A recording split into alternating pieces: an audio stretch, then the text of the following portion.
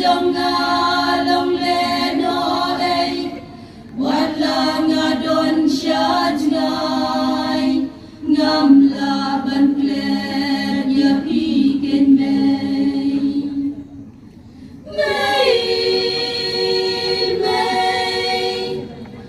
utang ya pi nga yai ken mau mei namar jingit bapi pen pau lem api hasla pertai jingim jonga long le no ei wat la nga don shaj ngai ngam la ban pler ya pi ken mei. God bless you.